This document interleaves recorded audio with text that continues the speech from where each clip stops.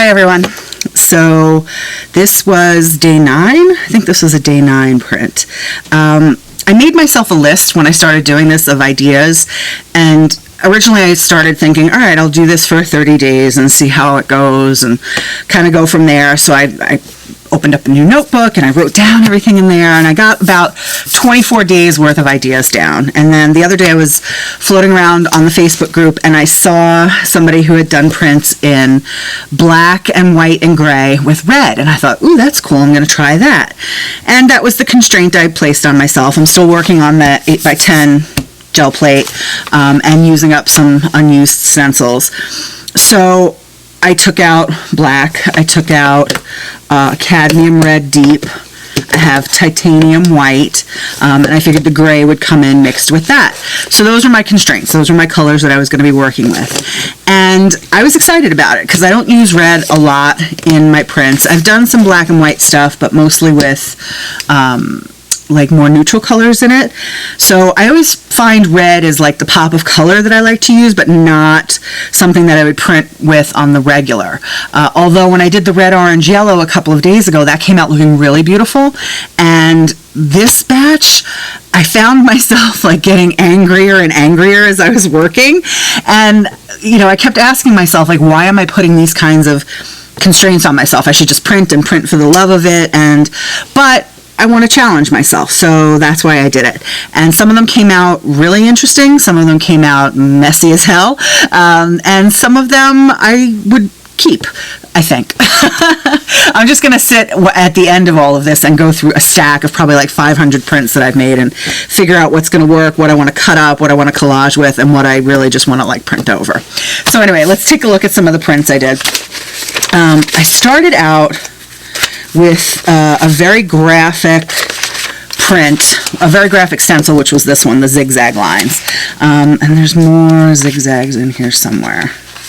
I gotta find them. I don't know what I did with it. All right, we'll come across it again. And I realized at the end of the printing what my issue was, and it took me, you know, a good like 45 minutes to figure out what I was doing and why I didn't like it. But actually, let's go this way. So that one was a print through of this stencil. So I had a ghost print in the background. I had some white, which was actually a little bit more of like a pink because I didn't clean off my brayer enough. And then I did the black on top of it. I'm not crazy about it. I actually don't like the way it looks. This one was the ghost print of 2 other things. And then this ghost print, the black on top of it. I actually like this one better. I said in another video, circles are my favorite design element to work with, so I thought I would like this more than I did, and I think I would if it were in a different color, but also if it wasn't so like hodgepodgey in the background. This one, I'm actually pleased with the way it came out, and it's only 2 colors, obviously. So I did, like, this was just a cleanup print of the back of, just to get the black paint off my brayer, and then I did the red on top of it. I like that. I didn't add white to it because I didn't think it needed it, because it had that sort of variation of things in the background. This one was like, ugh. I had the black and white print done already, which was a very small, thin stencil, so it had a lot of black in it. Then I went over it with white, then I went over it with this red, and I'm like, why did I do that? Because this just looks crazy. This, not so bad, but even still, like, I don't know. So this is part and parcel of why I was getting angrier and angrier as I was printing, and then I'll show you the ones that I thought were successful. This one I actually really like a lot. This was like a stencil roll-off, that red background, and then this was the print through of this stencil, which is like leaves and, I don't know, spirals in there. I don't know what this one's called. I don't think there's a title on it.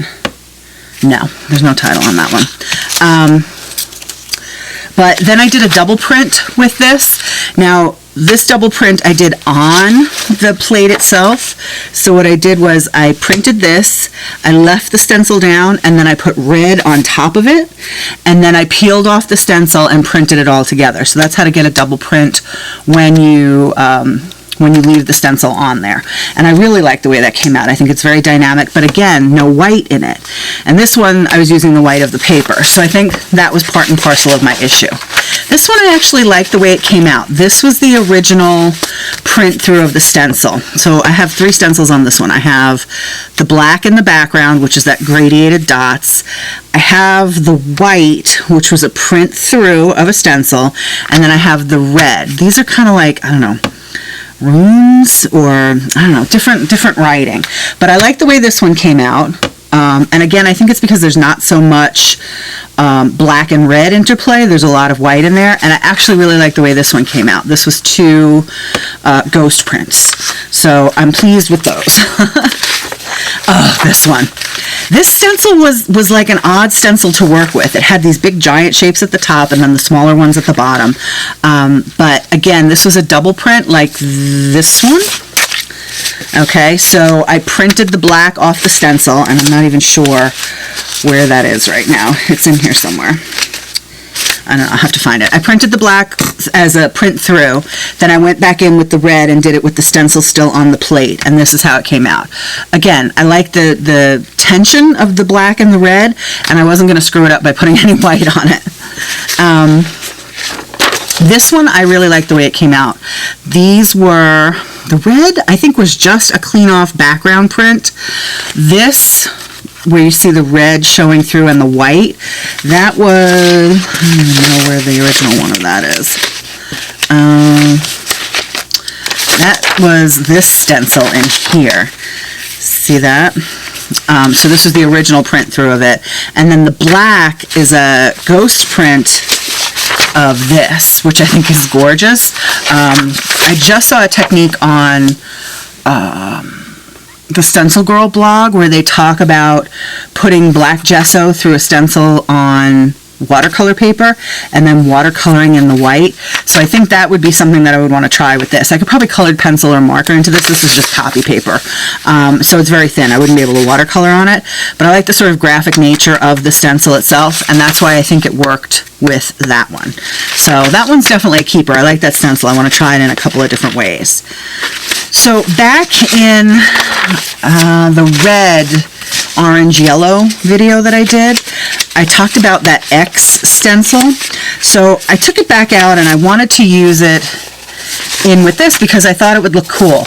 But I have to say, I don't like any of the prints that I made with it. So here, this was just a ghost print on a red background.